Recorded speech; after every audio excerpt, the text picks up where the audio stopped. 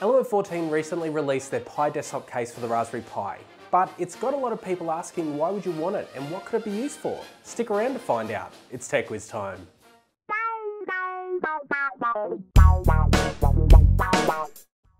Hey guys, Jonathan here with TechWiz Time. I pre-ordered the Element14 PiDesktop case when it was first announced.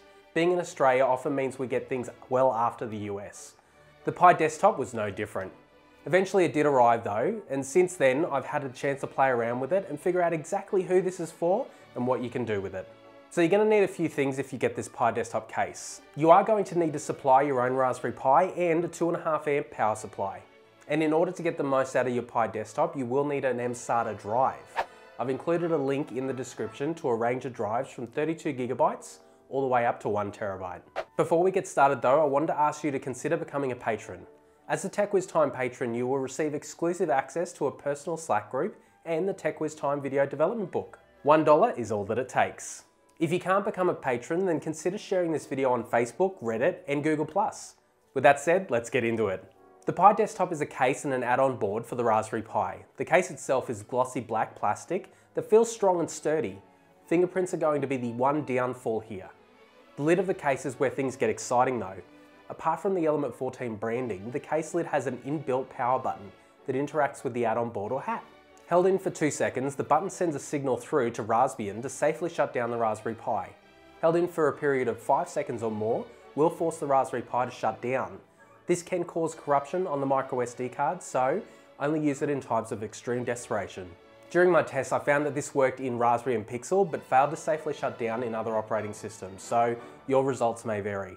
Construction is quick and simple. Before you start though, make sure you have either inserted the microSD card with your system of choice or set the Raspberry Pi 3 check bit to boot via USB. You can find out how to do that in the video description above or down below in the description. Setting the check bit only works with the Raspberry Pi 3. This allows you to boot via USB, which means that you won't need the microSD card inserted into the Raspberry Pi. First, you will want to attach the included heatsink to the Raspberry Pi itself. This will help dissipate the heat from the CPU. Once that's done, we can install the Pi inside the case. Using the long standoff, screw the Raspberry Pi to the bottom of the PiDesktop. If you intend on using the Pi camera, now is the time to install that on the board and mount it to the inside of the PiDesktop case. Next up is the add-on board. Flipping it over, we need to install the included CR2032 battery. This is the power source for the RTC or the real-time clock, which keeps the time and date even when it's turned off. Now's the time to attach the add-on board to the Raspberry Pi via the GPIO pins. Line up the pins and press firmly. That wasn't so hard, was it? With the add-on board now inside the case, we can insert the mSATA drive into the keyed slot. If you're using a mini half-size mSATA SSD, you will need to move the standoffs. Using the supplied screws, attach the mSATA to the add-on board. Screw the 4 short standoffs to the Raspberry Pi. The lid needs some attention so you get the orientation right. So make sure you line up the lid's power button to the camera side of the Raspberry Pi case, and then you're right to clip it in. Lastly, around the back of the case, we need to plug in the USB adapter for the pass-through required for mSATA. Now the case is ready to be powered on and connected to a display. Who will want the PiDesktop case then?